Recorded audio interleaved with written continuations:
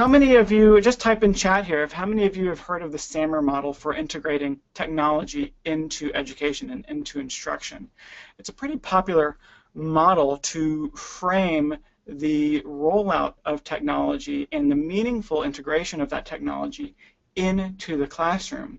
We've all heard stories in the news of districts or colleges bringing in technology but not having a great strategy to educate their instructors on how to use that technology in the classroom.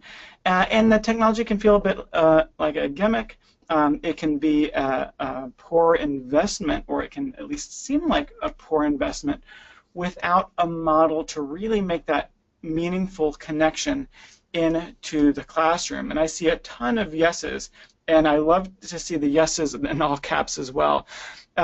Dimitri and others, I'm glad that there are a lot of people who are saying no and want to hear more about it as well. I'm just going to introduce this topic lightly right now so that we can scaffold our more advanced Schoology features on what we might see in the SAMR roadmap. The first piece of SAMR is substitution, and that generally means that we're using technology to substitute some practice that we were already doing in our classroom. Not great functional change, not huge functional improvements. You're just replacing one thing for another thing. That's usually where people start, but then they very quickly get to the augmentation realm. That's defined as the technology providing some kind of a clear advantage, often a very clear functional advantage. And those functional advantages often will save you some class time and allow you to do less paperwork. You know, I'm thinking of those examples where suddenly you're not standing at the copy machine anymore or handing out paper. You're uploading those items into Schoology. That might just be a simple substitution, but pretty quickly you get into augmentation where students are submitting that work back to you as well. That technology is really providing this completely new tool to provide some efficiencies. Also with augmentation, we often think of using Schoology discussion boards. So taking that discussion that you would normally be in class, I'm sure everyone here has had the experience of having crickets in the classroom with no one raising their hand, even though you know they all know the answer to a question. Those discussion boards instead being used as homework. So now your classroom is being augmented outside of the walls of your class and outside of that 50-minute constraint that your students have with you every day. Suddenly you're augmenting that class using technology. Now, as we go further, we talk about modification. I often think of this as almost like a feedback loop. Now that you're augmenting your class using technology, now suddenly you have ideas and abilities to modify the instruction. You're going to change your instructional practices because suddenly you realize these tools provide different mechanisms for students to participate. I'm thinking about students making audio and video submissions to homework instead of simply written submissions. That there's suddenly a new option that wasn't there before for students to demonstrate their learning. And then the final realm where things get really wild and creative is redefinition. The idea that all of these changes, both the utility changes of substitution and the creative changes that happen in modification, that these all allow you to start redefining how instruction is built and how it's delivered. This is not something that happens with an individual faculty member or teacher. Rather, it's something that happens often at an organizational level, at a cultural level. That entire curriculum may be redefined or reassessed in that process. I also think of this as Bloom's highest level of Bloom's taxonomy. When you're creating things, when you're really bringing some creative ownership to your world. In this case, you're both using the technology creatively and you're thinking creatively about your curriculum and your instruction. This is going to be where you kind of find your flipped classroom ideas. Absolutely. That's a great point. So many of you who've been using Schoology for a year, often people start in the substitution augmentation realm, and that's a great place to be for the first year.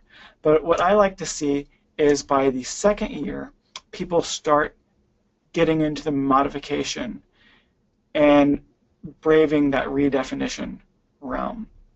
And that's really what we want to focus on today, are the tools that help you get to those spots.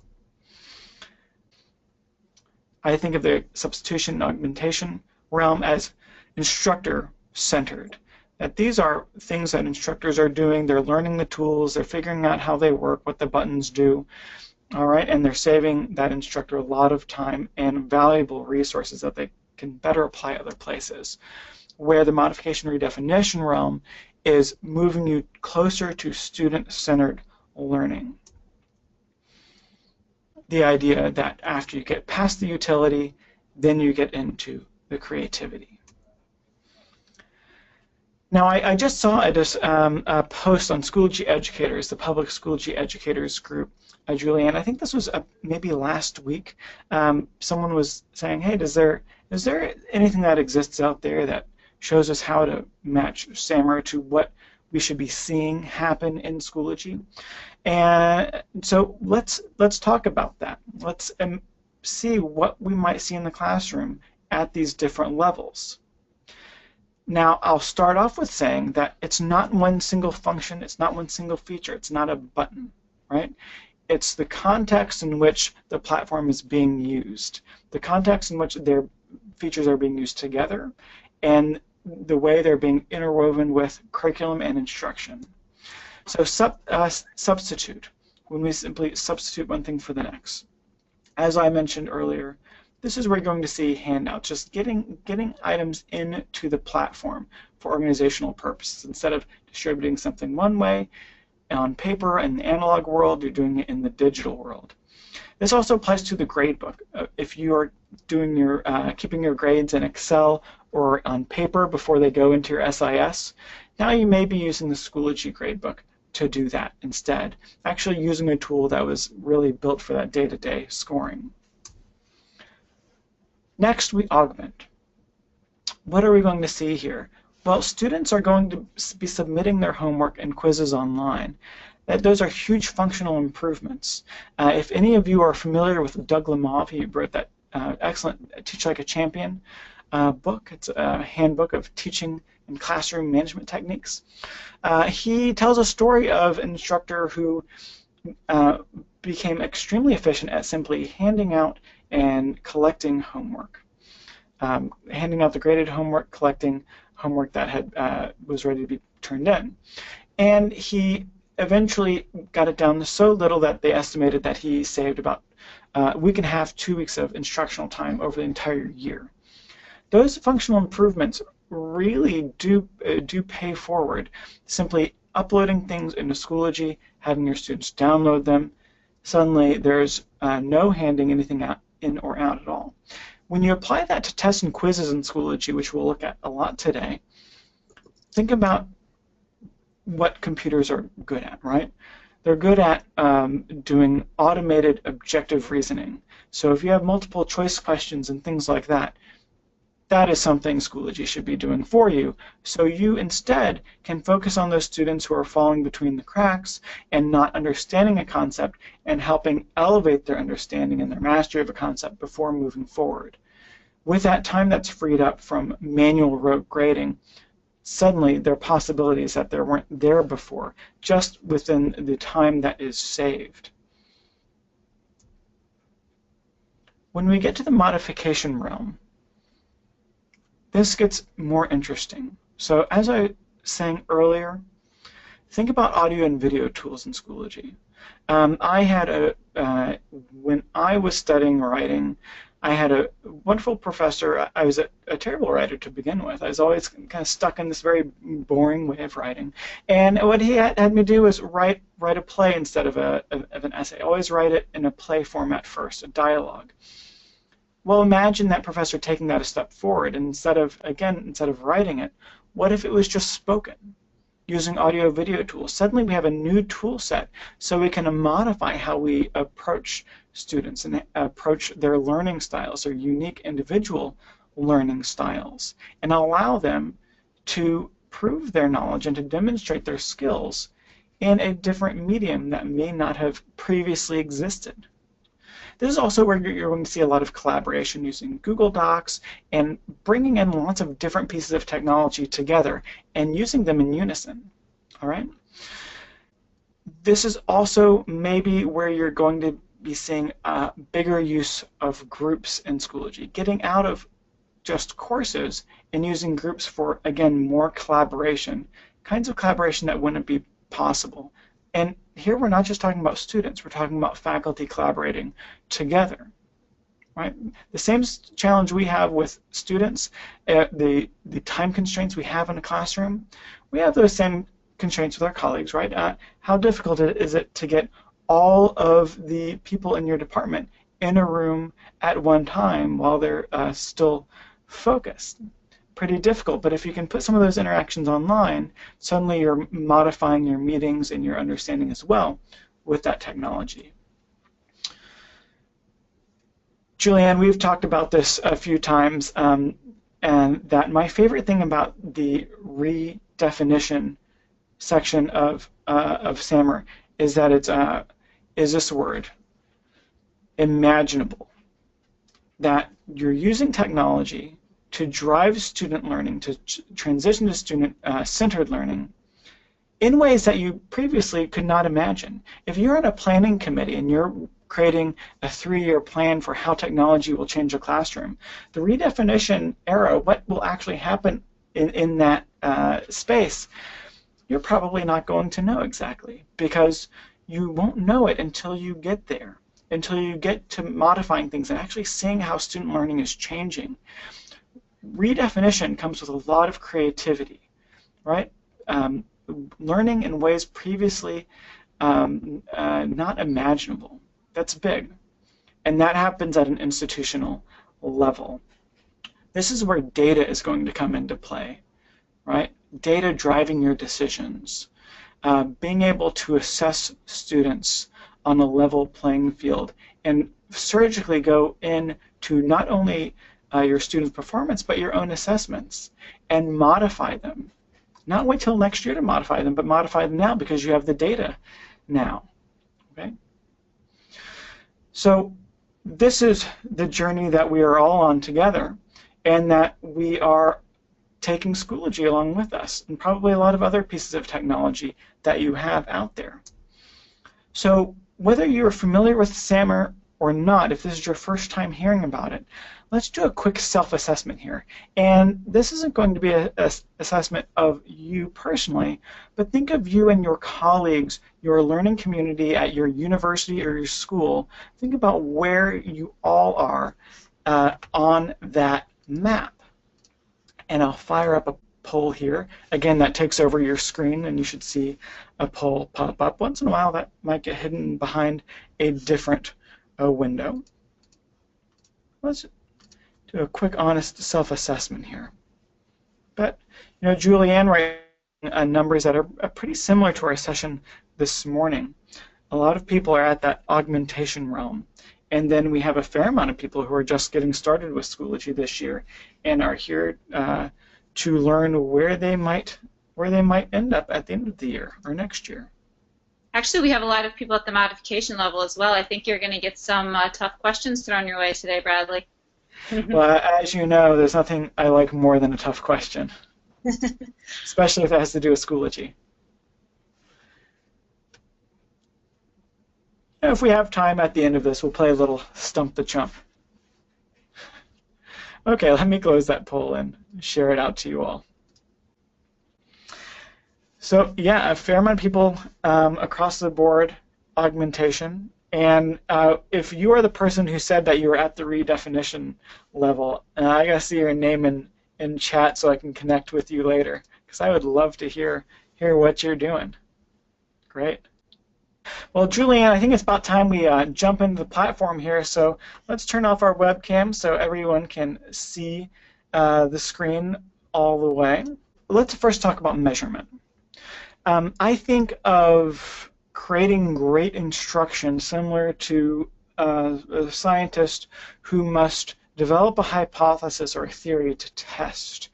What are the theories that we're testing? Well, we have a set of learning objectives, right? That, and we have a set of instruction. And our theory is that the instructional content that we've developed or that we've been given or collated from different places is going to propel our students to achieve those objectives. But like in science, there are always exceptions. This is just a test. This is a theory. And as the year plays out, the theory gets tested. But how are we going to measure that theory? How do we know if students are achieving?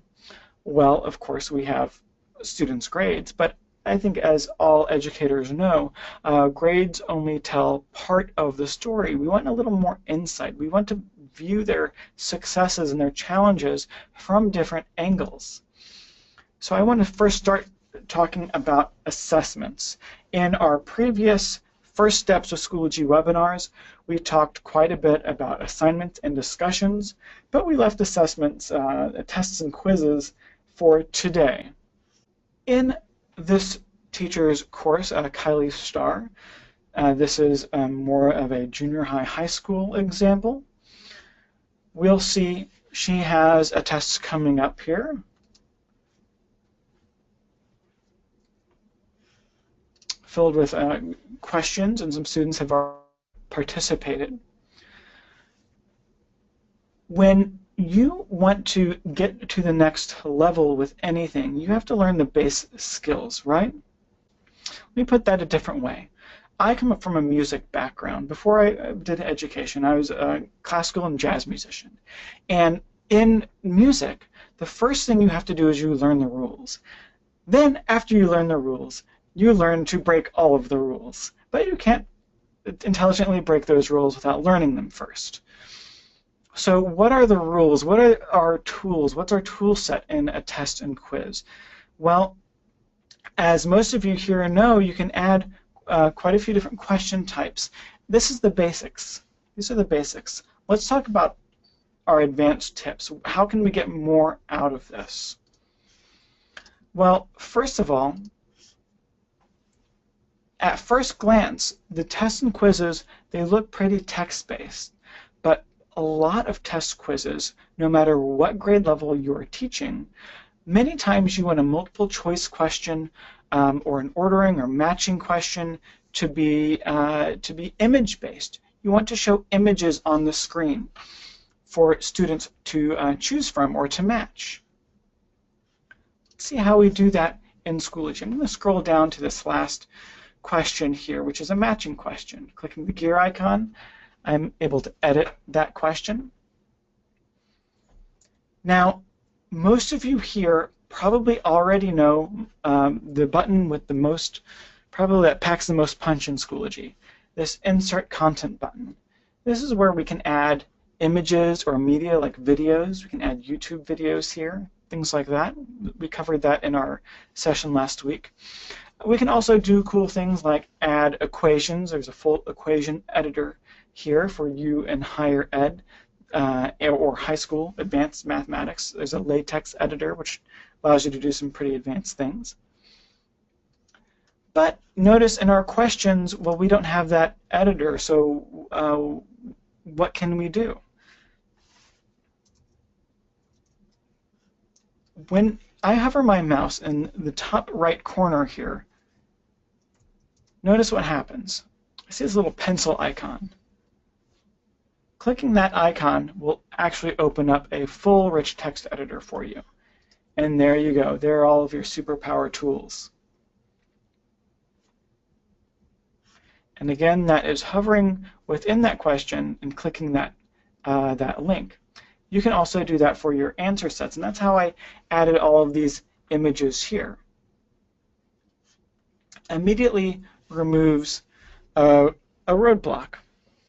Besides those, let's look at some other examples. We're clicking that pencil to open up the rich text editor. So we've added some images. Now our test and quiz is looking pretty sharp. We're able to do some more things. Let's take that a step further, again talking about media. If you are in the enterprise version of Schoology, you will also see this microphone icon. Audio video recording. Let's see where that is.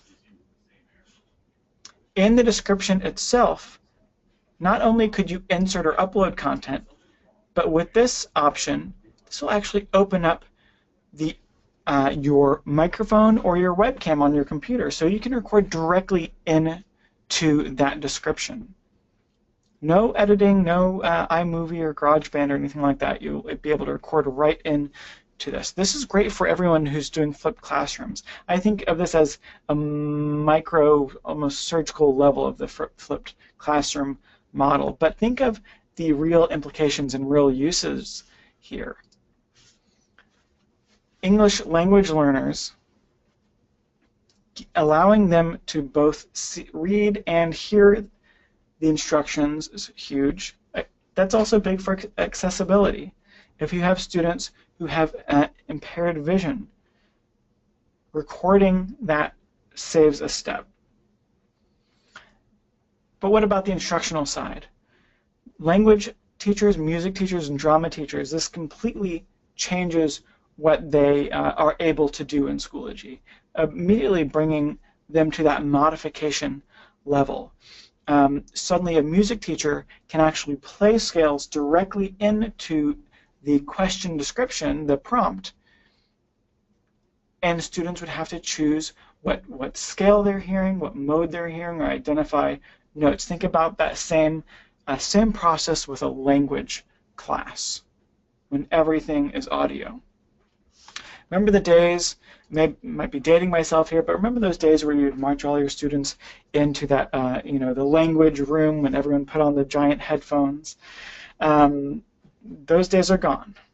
Okay, so before we go on and look at some other settings here, I want to stretch a little bit. I want to see how else we can apply this.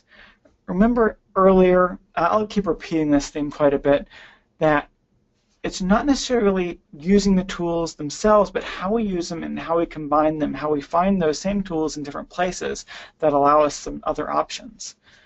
I have a multiple choice question first here. I'm going to edit this, and we'll see an extra option in our multiple choice questions. So here are choices, and again, when I hover my mouse over these choices, we see that pencil icon. But notice this. This might be easy to miss your first few months in Schoology. Show feedback. This opens up a series of other boxes, and I can provide other information to my students. This feedback will display to them after they submit their test, automatically giving them a virtual tutor, if you will. So if they select Leonardo da Vinci, I can say, check page 8 in our text. Give them some hints how to go find the actual answer and correct themselves. But notice this. In these feedback boxes, there's also a pencil icon. Let's have a different scenario here. Let's say that this is instead a math test, an advanced math exam. It could just be most likely a formative assessment of some kind. Well, instead of just telling them where to go find it in text, hey, well, we've all heard of the Khan Academy. Why not open up this rich text editor, use our Insert Content button, click Image and Media, and here we can bring in media directly from the web and add a Khan Academy video that actually explains the concept that they missed. That idea of a virtual tutor becomes much more realistic at that point. And then when they submit that, the test, if they got it wrong, they'll immediately get that. Many people who are interested in gamified classrooms will also use this automated feedback just to make their course more fun and add other pieces of intrigue in that automated feedback dependent on answers. So after you have your whole assessment set up, the next thing you need to do is, I'm going to say, not make the mistake that many people make the first time. That's the next thing you need to do. And that is visiting the Settings tab. After you make that assessment, you might feel that, well, it's ready to go and you're waiting for your students to take it. But you actually need to go to the Settings tab first. These instructions are going to display to the students before they enter the test. Even when you put this in the calendar, in the course calendar, students will be able to read these instructions and get a sense of what is expected on the test or what objectives it's covering, topics it's covering. But here is the essential drop-down. If any of you are staff support, I'm sure you've seen people miss this step. By default, this exam will not be able to be taken by students. It's going to be locked, meaning that attempts are disabled. This prevents students from jumping into that test before you actually want them in the test. Usually you want their butts in the seats or everyone to go through a test at a designated time. So Schoology is going to disable attempts by default, and you'll have to come in here and turn on those attempts. So here's another trick you can try. I like to encourage students to get to class on time, and if they already know that there's going to be an exam a certain day or that there's often maybe a pop quiz in the beginning of class, I can actually have this quiz turn on automatically on Friday at 2 p.m. at the beginning of my class period. So students know that if they get there right then, they're going to have a couple of extra minutes more than someone strolling in a minute or so late. Right? So right away you're setting up a model for your classroom, a model for how technology will be used and what the expectations of using that technology are in your classroom. Let's call out a couple of other nice features here. The ability to have a time limit that adds a countdown timer to the test. In the bottom right, you can either time your entire test or actually time question by question. If this is a formative or a practice test, you can give your students more than one attempt. And check this out, if I give them 3 attempts, I can tell Schoology to grade the last score, the highest score, or the average score. So if you don't want them to throw away their first attempt, I might say average score. I'm going to take that first attempt into account. If you simply want them to master all of the concepts, I might say the last or highest score. Some other options here. Let's skip down to this one. This is, I think, the other most important option. The ability for students to view submissions. We talked about feedback, the automated feedback. If viewing submissions is turned off, the students will not be able to see what they submitted and will not see that automated feedback. They'll just be able to submit it and view their grade, view their score. As soon as I select yes, now the students will see a record of what they submitted and any automated feedback that you added to the exam. If they're not going to take that exam again, you might select yes with correct answers. Now here's the trick. Many of you may be thinking this.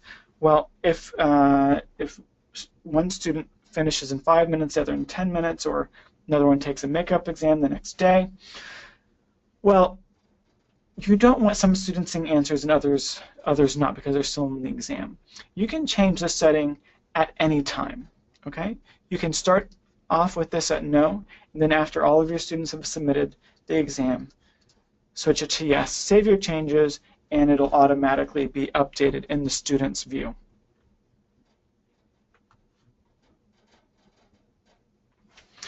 For those of you who do need to accommodate students who are not taking an online exam, from the gear icon here, you can also print this test.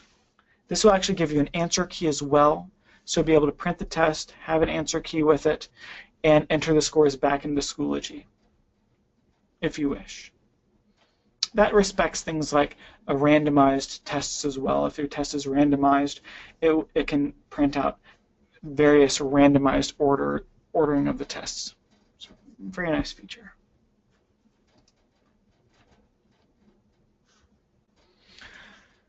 All right, so we just looked at what I think are the three biggest pieces here. Allow attempts, make sure to turn that on. Know if you want a time limit or attempt limit here, and whether or not students should be able to view their submissions.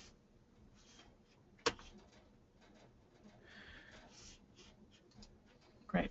So the great thing about tests and quizzes, going back to where we started, was data.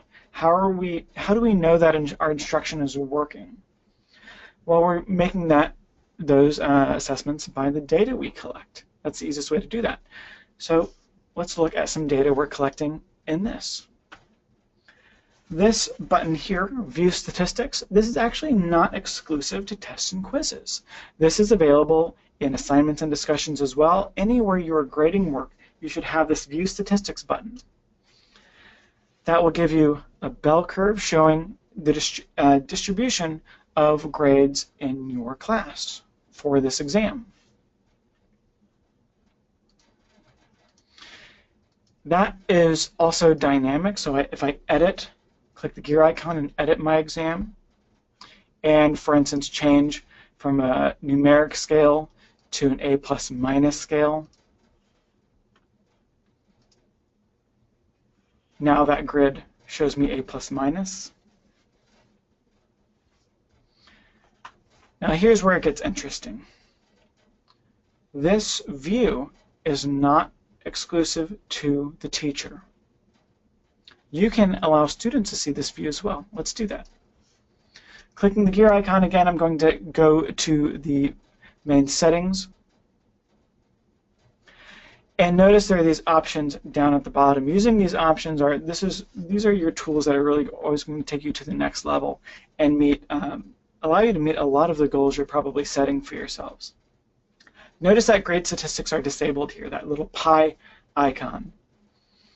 Well, you just saw me open up those grade statistics, right? It seemed like they were working just fine. This is actually the grade statistics view for students.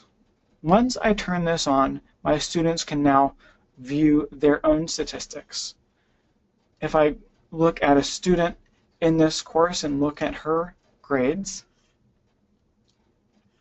wherever you see this graph icon, students are able to see their scores in that statistics view. So this is the exam we're just looking at. Let's see how Pam is doing. She got a B, but she's also able to see where her other students scored. Notice that there are no names associated with this. It's completely anonymous. People who do engage in gamified classrooms really like this feature as well, because it does create a healthy sense of competition within the class. You can guarantee, especially your AP students or any advanced students, are going to really dig into this.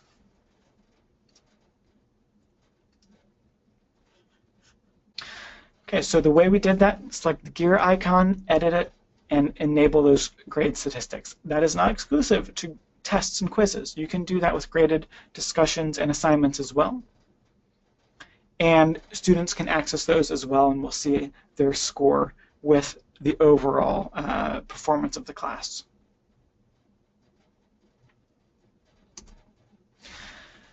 Those are not the only statistics we're going to show you.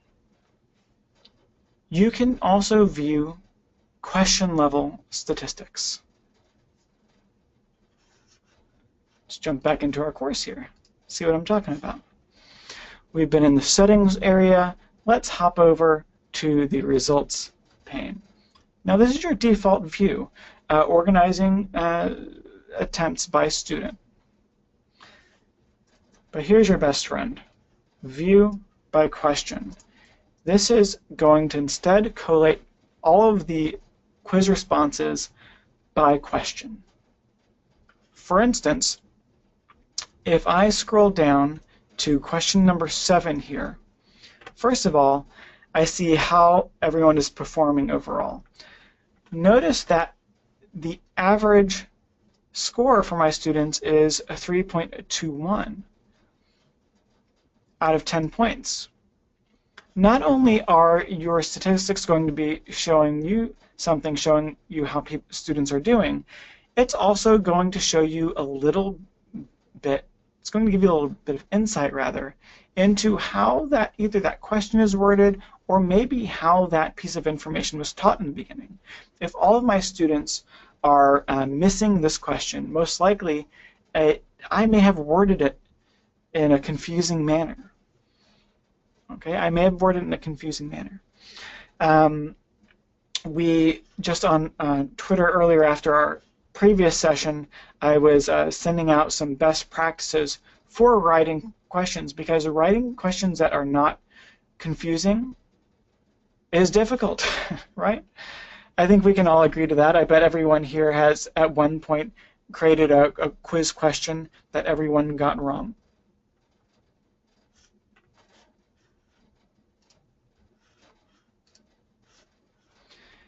The next place we want to see, if I want to investigate what's going on here, the next place I'm looking is my question stats. See stats. So here I see number 1 and number 3. These two choices were the ones that were throwing people off. So I can go back and look at that. Now, the other thing that this does for you by collating the questions, notice everything here is an objective question, except for question number 2, which is subjective. This is a short answer essay question. I still need to go in here and score it myself.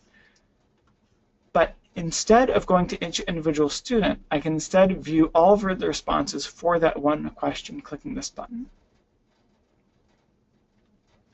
And here are all of my responses from my students, and I can score them to the left. Note that I can also score them with a rubric. Rubrics are going to be one of our next topics. So you're not limited to just points. You can use rubrics and other scales here. And I can add comments directly to these students. Now again, of course, they're not seeing each other's responses at all, or the comments that you're giving them. This is all private, but it's being collected in a really efficient manner for you. Great. So our next topic is going to be measurement and response. So we've looked at collecting some data. We've looked at how to find statistics. We've looked at even how to enrich our content and bring it to the next level. But what are we doing to respond to that content? If a student is falling behind, how can we bring some intervention just to that one student or just to a collection of students? Before we get into this section, Julianne, what kind of questions are we seeing? Is there anything outstanding? I see one question that asked about the availability setting. Notice how this says available here. That can be in previous years we saw that availability piece. This is connected to what we just looked at here, attempts. If attempts are allowed, it's available, but if attempts are disabled, both you and the students will see that unavailable flag. That's the connection there. So if you ever publish a test and your students are saying they can't start it, that is the setting you're looking for. Go ahead, Julianne. That was going to be the question that I was going to bring up, was the importance of that particular menu. Great, absolutely. And to this day, sometimes, Julianne, you've seen me do it. I've published a test and completely forgotten about that at the last minute because I'm so excited about getting it out. Especially during training, that's also one of my weaknesses. Absolutely. James asks if you can do all of these things on BASIC. I believe the only thing you can't do that we've shown so far, James, is the ability to print tests and quizzes. I believe that's an enterprise-only feature.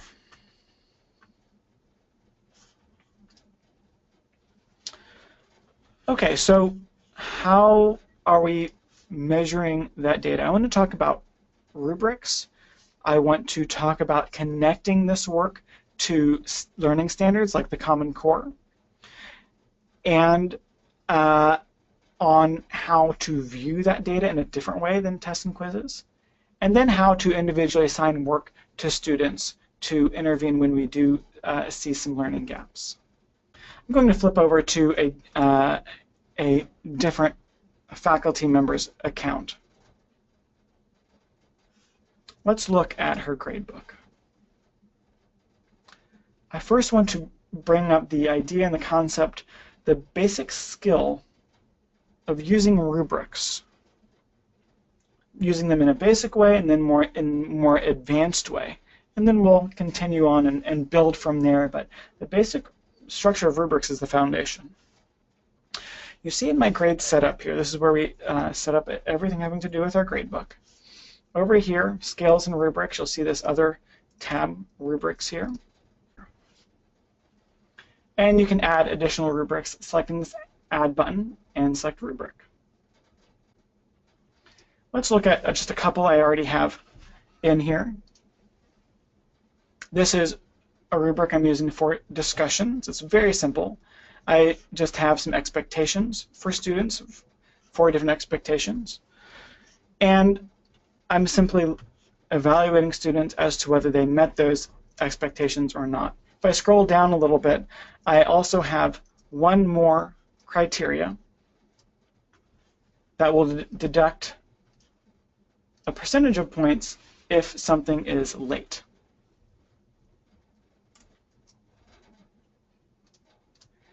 Here is a more advanced essay rubric. This is a higher education scenario. And notice that this just has a ton of criteria broken down into various content levels, elements, and mechanics. When I score on a rubric, we'll go back and create one in a moment. Let's look at this student submission here. Clicking the edit option for this assignment, we'll look down at the scales and rubrics, and instead of using a traditional scale, at the bottom of this drop-down, we'll see the rubrics that we just looked at in the gradebook. So there's an essay rubric. What's great about those rubrics, first of all, is by default, they display beneath the description automatically. Remember all those times you've handed out rubrics on paper or with a fair amount of labor written the entire grid down? In Schoology, when you build a rubric, they automatically display to the students. And what gets a little bit better is when I click on the submission, on Blake's submission to score, after using all of these great annotation tools and marking this up and possibly adding comments, I'll score this up here. And because it's a rubric, it opens up this nice big editor. And now this is just a point and click process to score him. With all of these here, now many of you may have already used rubrics, but let me show you something you may not know. As you go through these, notice my scale is pretty simple. This saves me a lot of time, and it's a little bit easier on the eyes than explaining every minutia of what an 8.5 might mean. On the right-hand side, when you hover over one of those rows, there'll be a comment box.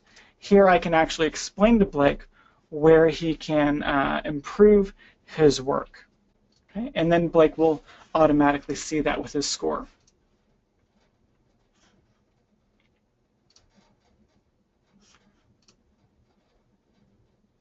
There is Blake's account, and he sees his grade up here. He can open that up and see all the criteria along with that comment.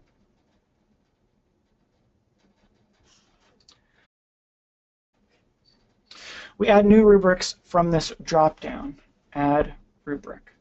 one thing that I like to do is you'll find that that past criteria, I created all of those myself.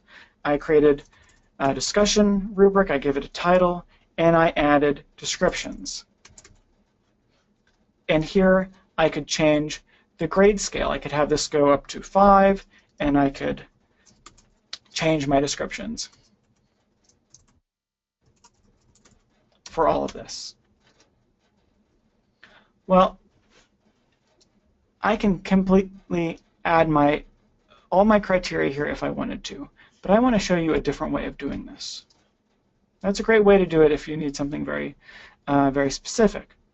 Many of you, what you're evaluating, when we go back to our topic of data and how we're evaluating and handling that data, many of the things we need to measure are already given to us in the form of learning objectives. So instead of creating custom criteria, select learning objectives. And you'll notice if you're in the K-12 space, the Common Core. If you are in higher education, you can create all of your own learning objectives as well, which we'll talk about in a moment.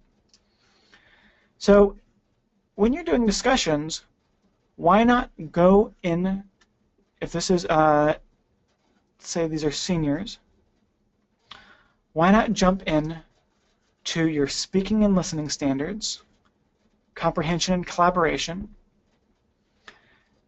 We see a topic here, initiate and participate effectively in a range of collaborative discussions. And here we go. We have some great ideas ready to go for us. Come discussions prepared, propel conversations forward, respond thoughtfully to diverse perspectives. Those are all things we want to evaluate in this discussion. And notice what happened. Criteria was added for me automatically through the Common Core. So that just saved me a ton of time, and now it allows me to evaluate really what I've been charted to evaluate. Now this scale area here is still causing me some problems. I still need to go through here and update every cell. Or do I? That's the question. Well, if I'm using the same scale for all of these, I don't want to come in here and manually update this every time. That's why we have this Apply Grading Scale feature in the top right-hand corner. So I have a 4-point scale ready for Common Core State Standard rubrics. There we go. It's updated that through the entire rubric. Now I can still add my own learning standards, like I could not learning standards, but expectations. I could tell my students must comment on 3 posts. I can add other criteria here as well and still change this if I wanted to. So there it is. There's my new discussion rubric. And now I'm ready to use that in my discussions. So let's go back to that discussion and change the scale we're using.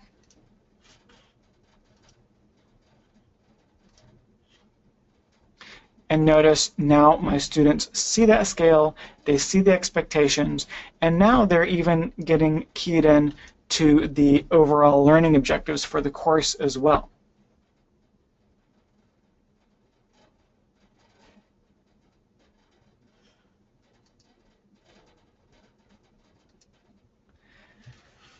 Well, is everyone ready to take this a step further? I'm ready to take a step further because this is an advanced session, and I think we can do a few more things. I see some people asking about their own learning objectives and standards. Everything should be loaded in Schoology. We keep that updated using a third party that keeps in line with all the state standards. The only things that may not be in there are certain arts standards that are managed separately, but you can always contact our support desk and request that other standards be added or inquire about them. Bradley, can I jump into the question real quick? Absolutely, please. And people are excited about the rubrics, but they also realize it can be a little bit of work to build initially. Can you quickly show how easy it is to copy these rubrics to other courses or save it to resources and share out with your colleagues? That's a great idea. As we say, when we really get into redefining everything, it doesn't happen without sharing. And we'll talk a little bit about that at the end as well. But notice in my gradebook, I have my rubrics here. At a base level, I can select the gear icon and copy it to all of my other courses. But notice Dr. Hughes here is part of a liberal arts department. This is a place where they all share curriculum and resources. Wouldn't it be more effective for her to instead save that discussion rubric to the liberal arts department? Okay. Now her entire department in a couple of clicks has access to that one rubric. And by the way, that rubric is already aligned.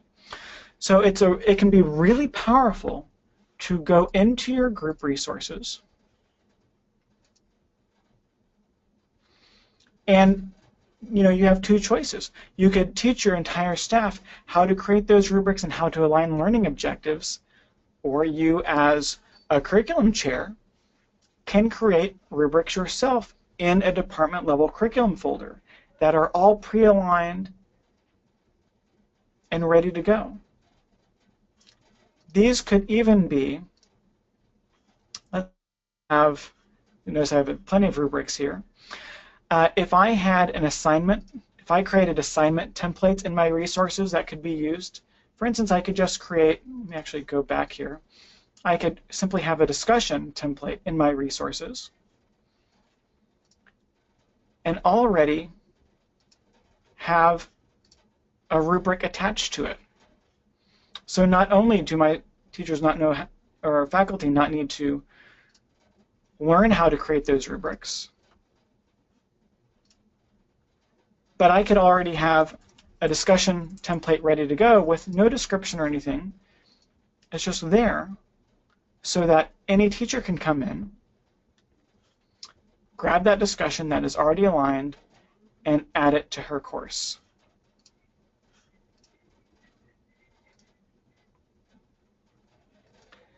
And those efficiencies can completely change the culture of resource sharing and also create a really even playing field between instructors. I see some questions of how do you set the department resources for other teachers, and that's you're creating groups here and you are adding faculty members. If you want to know more details about how to do things like that, our PD department here at Schoology does teach some courses specifically geared towards creating department level or district-wide curriculum repositories. If you want to know more about that, you can email pd@schoology.com and they can send you a course catalog or talk to you about what you're looking for there. And I've just added that into chat as well.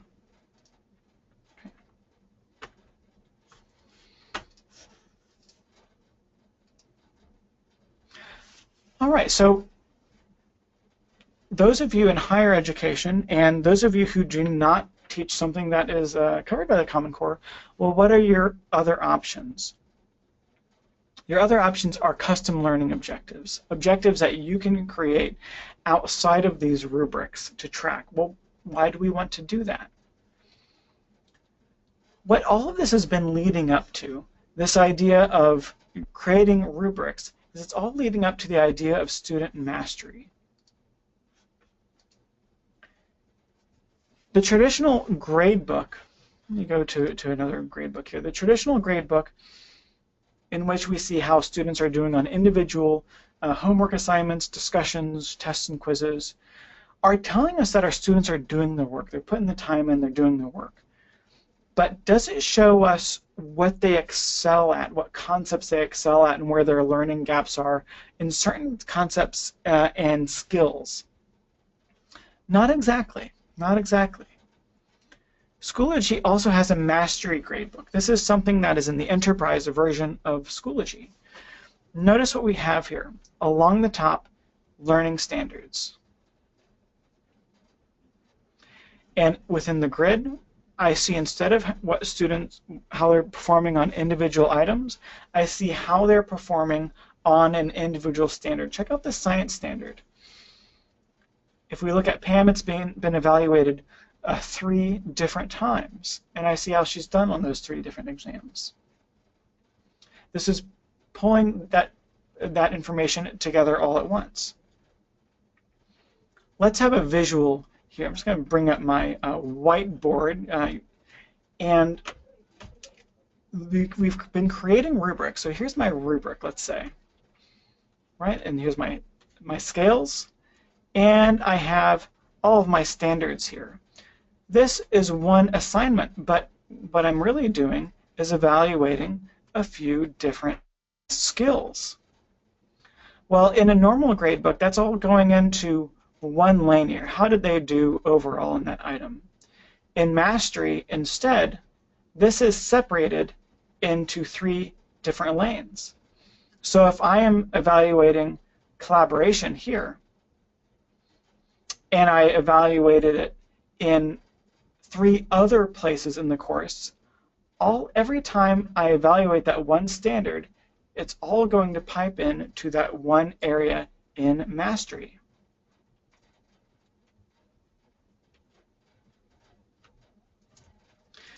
Now, what most of you are thinking is, okay, well, I like this. However, I don't like these percentages. I don't like this default view here.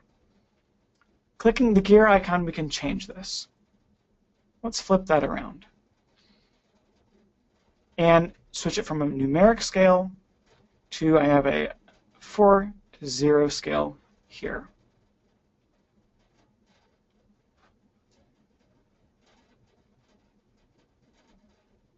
There we go, a 4-point mastery scale. To take that a step further, we start getting creative. The scales that we see in this mastery setting that are in this drop-down, these are the same scales that we originally set up in our gradebook. These are linked together. Let's say I want words on that dashboard instead of numbers. Right? I want to get away from numbers. Well, the trick is in our Mastery gradebook, in the Schoology gradebook in general, the point-based scale, even though they can have descriptions, Schoology only shows point values to students with a point-based scale. It's all point-centric. However, in a percentage-based scale, you can have words. Let's see what this looks like. I'm going to edit these 2. Here's my point-based scale, very simple, minimal. Here is my percentage-based scale. This is normally where you would set A minus, B plus, all of that. Here's the trick. In that letter box, you can actually put any words you want. You're not restricted to A, B, C, D. So I have exemplary, thorough, expected, limited. In addition, I don't want numbers at all in my Mastery dashboard, so we select this box. Only show letter grade. So, and notice which scale this is, because I'm going to change it. Core Standard Achievement Percentage. Coming back to Mastery, selecting the gear icon and selecting Mastery Settings to change our scale to the one we just looked at. I'll reset where my red and dark green, light green, and red thresholds are.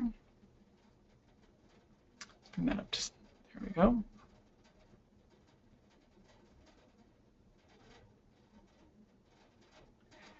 And now we have a very attractive dashboard. What I like about this is that students can also see this. If I click on Pam's name, we would see what Pam sees in her dashboard. all of the learning standards listed on the left-hand side and her achievement towards those standards as well with those labels. If we start thinking really big picture and we start being aspirational about this, I would love it to know in chat if you find it very easy, no problem at all, to explain how the Common Core works and explain the concept of learning standards in general to parents or other stakeholders who may be wrapped up into the politics of education instead of the actual mechanisms of education. And yeah, I see crickets. No one has taken the bait. Because students can see this dashboard, it means their parents can see this dashboard if you're in the K-12 world, which means they have real, actual, concrete insight into the items, into the skills and pieces of knowledge your students are trying to achieve. They're getting there.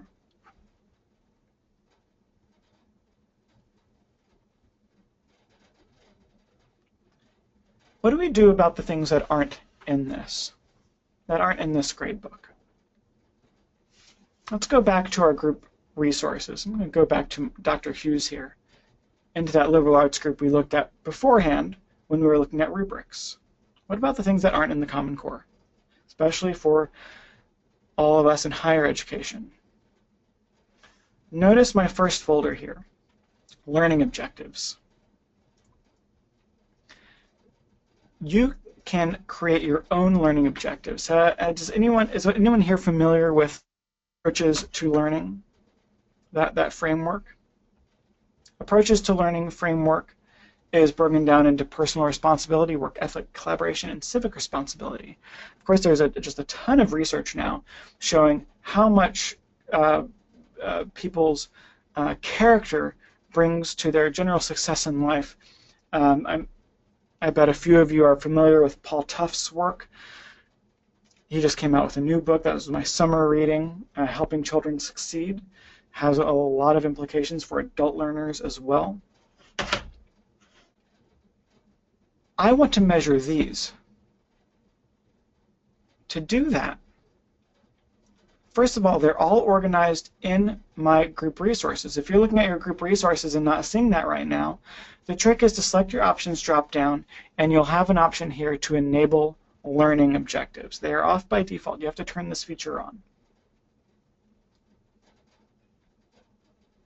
Going into my course, if I want to also track student objectives, again, this is where things get interesting in Schoology, where you start combining some features together.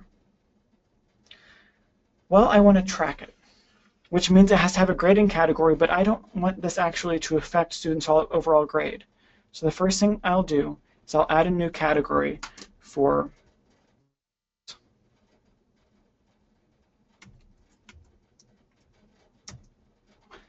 and I'll give it a weight of 0, meaning that no points will count towards a student's overall score. I can reorder that down to the bottom. I'll save my changes here. Okay, so I have a place to categorize things. The next thing I need is a scale. So notice I have a frequency scale here for approaches to learning. Of those items, are students doing frequently, sometimes, or rarely? I have a scale. So where am I going to track this? In my materials area, I've created a folder for approaches to learning. And what I'm going to do is I'm going to create an assignment to enter in the grade. Now you may be thinking, well, isn't that going to confuse students? They'll think that there's something to do, but really I'm just using it as an evaluation tool to give them feedback on the general character that they bring to the classroom. Here's our trick. Approaches to learning, and following a naming convention is a good idea. I'll leave all of this blank, jump down to the bottom, pop that into my ATL category that's weighted as 0, and I will instead, remember I have a scale, but I have those learning objectives. So how are we going to combine the scale and the learning objectives together? Well, we should know the answer by now is going to be a rubric.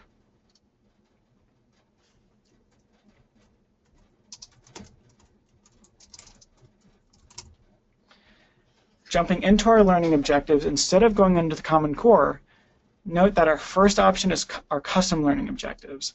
That's going to allow us to drill into the group, into our department level group, and grab one or all of these objectives. And again, we see them all added in criteria. Connecting the concepts together again, let's do what we did earlier and override the scale with that frequency scale that we just looked at.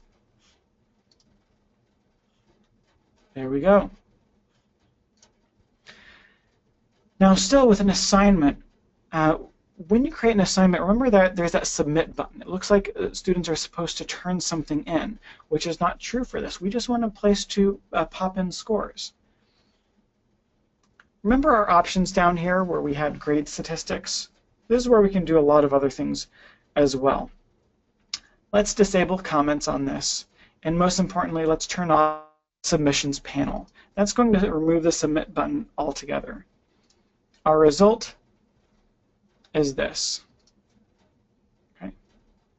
Just the criteria, just a placeholder. We'll see that added to my gradebook as well. There it is.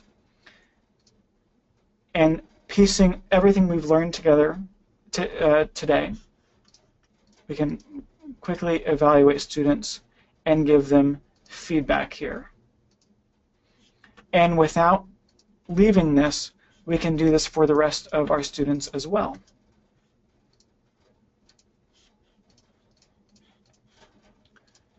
It all goes pretty fast now.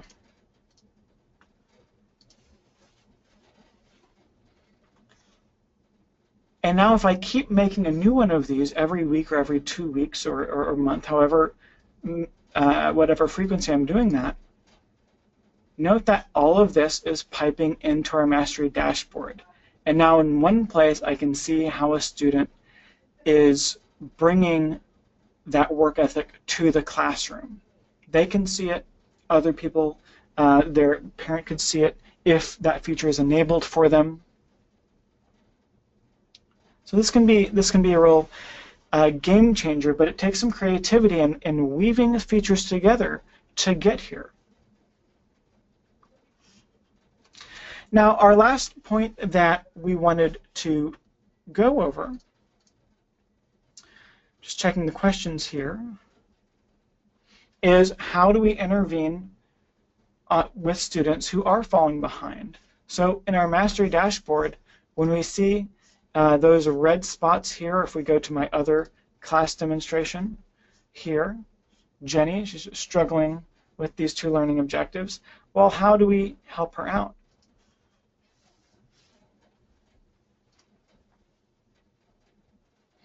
First of all,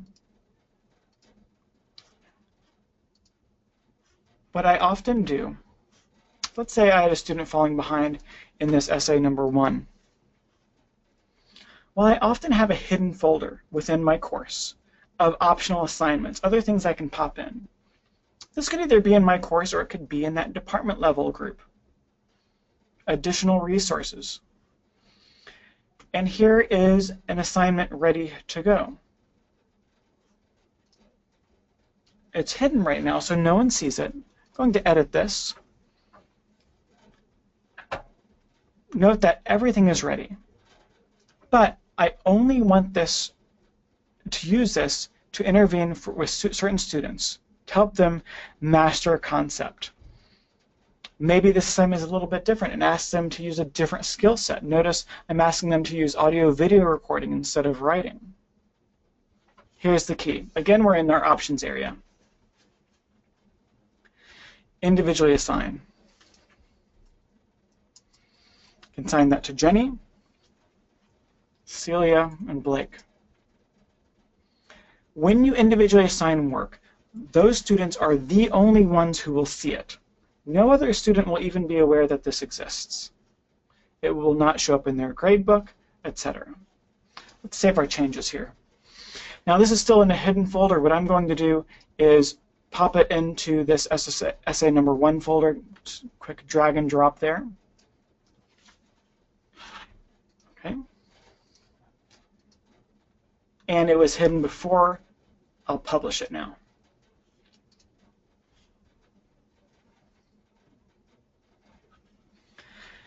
What's cool about this is not only are only those students seeing it, but this is tying back into my gradebook.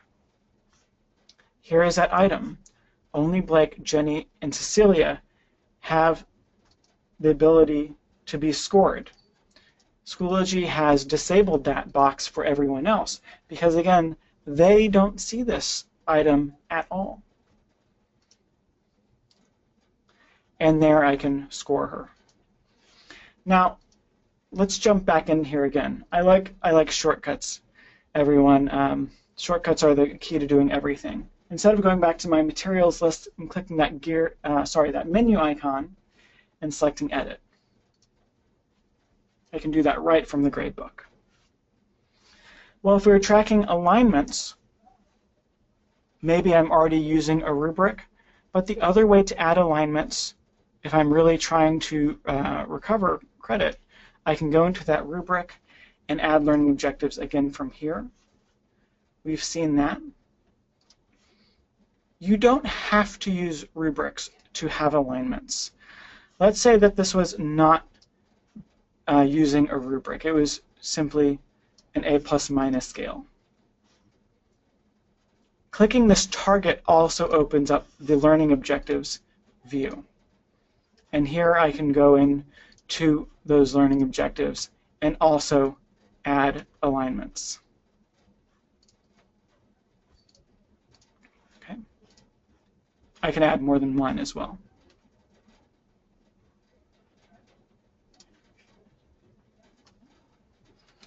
And to answer Lewis's question, how does this all tie into what we first started talking about with tests and quizzes? Great question and great segue. In our original quiz questions we looked at, let's see this here. Once you start tracking things, you can edit these questions and you'll see that same option down below. Okay, you'll see that target right there. Or you can use rubrics if this is an essay. In a simple multiple choice question, we'll see the target and can add it. So each individual question, how that individual question is scored, will pipe in to mastery. So if you have 20 different alignments on 20 different quiz questions, that will go to all the appropriate spots in student mastery. All right?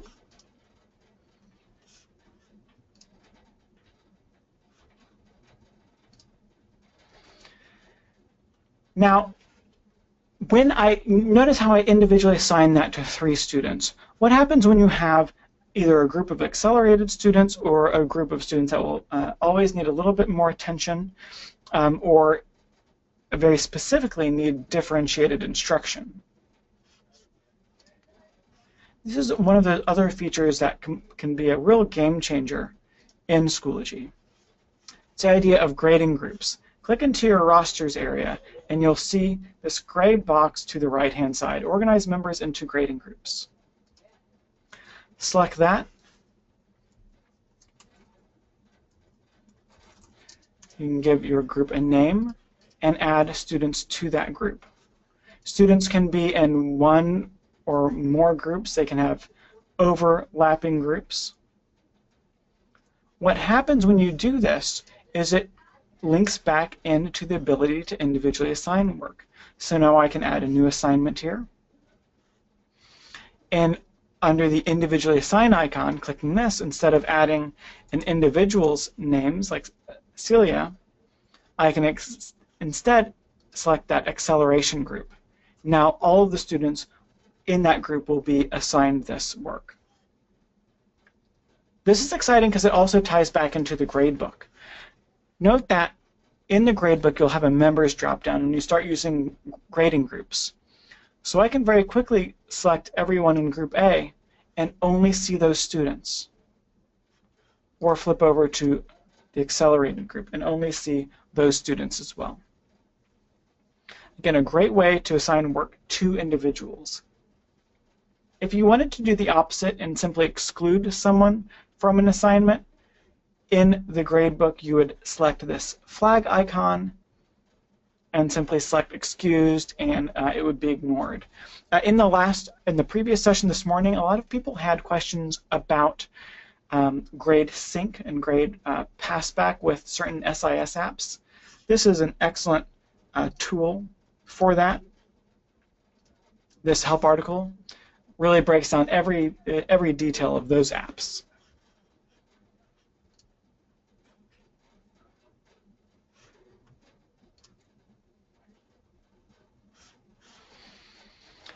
Okay, so we're evaluating students, we've collected the data, we're responding to that, we're allowing different opportunities to learn.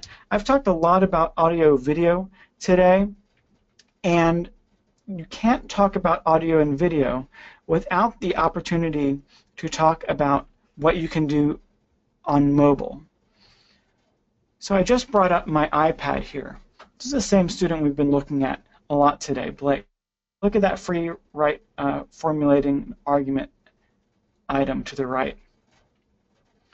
When students submit work from their phone or their tablet, iPad, Android, they select that submissions area, and here's where everything changes. Note that we've already created this student a few minutes ago. We see that rubric score there. Tapping the plus button in the top right corner shows us all the different ways we can submit from a device.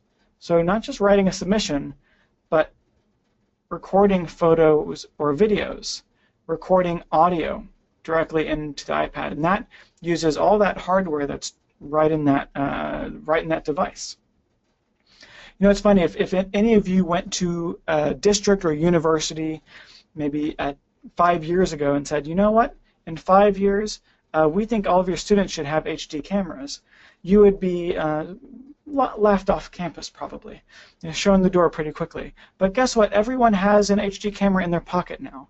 Why not utilize all these tools in our learning? Because that is really what's going to allow us to modify our instruction and eventually redefine what we're doing and move towards a student-centered approach where students are becoming more and more aware of their own learning styles and their own strengths and weaknesses, and using those to their advantage when they're developing new skills and soaking in new knowledge.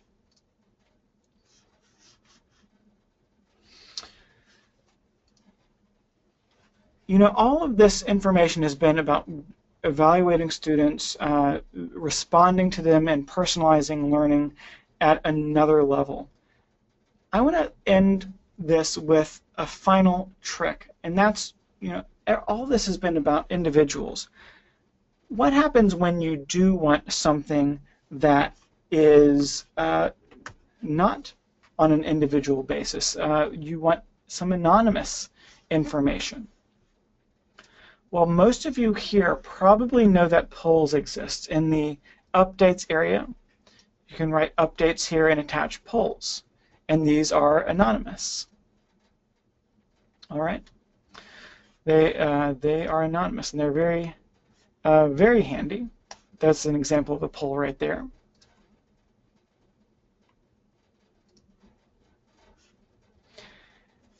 What you can also do is use all of the other technology at your disposal. For instance, Dr. Hughes and their team here put together a teacher evaluation form in Google Drive, right? Anonymous submission form. If you wanted to do something like that, your trick is to embed that content.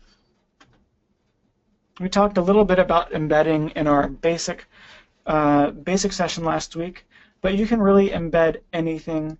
So I always like to show this after talking about so many individuals looking at the ability simply to collect anonymous information through surveys, and also integrating a lot of other tools into Schoology. Usually embed codes like these are your trick to bring in any educational content into Schoology. If you're in a website, see a great video, see a great tool, look for an embed code. So I'm just going to copy that, and in our course,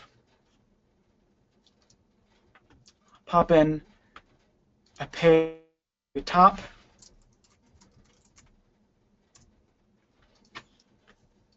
Using our favorite button, insert content, insert image or media from the web, selecting media, and notice now this is asking for an embed code.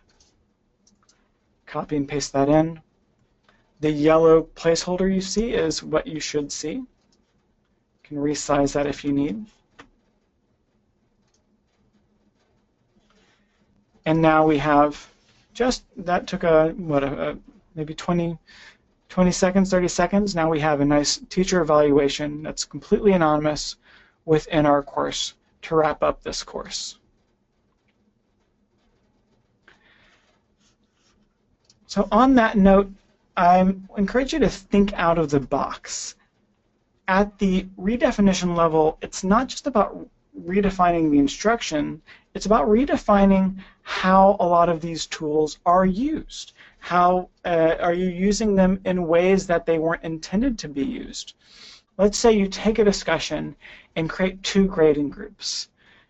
You make 2 copies of that discussion as debate prep or for project-based learning. And you assign one discussion board to one grading group, another discussion board to the other grading group. Now they have a collaborative forum to prepare for a class debate within the same course, yet they don't see any of each other's prep work. That's a great way to combine a lot of different features together to create a unique solution. Okay? Features like that, keep looking for. How can you take something that is pretty simple in Schoology and use it in a different way?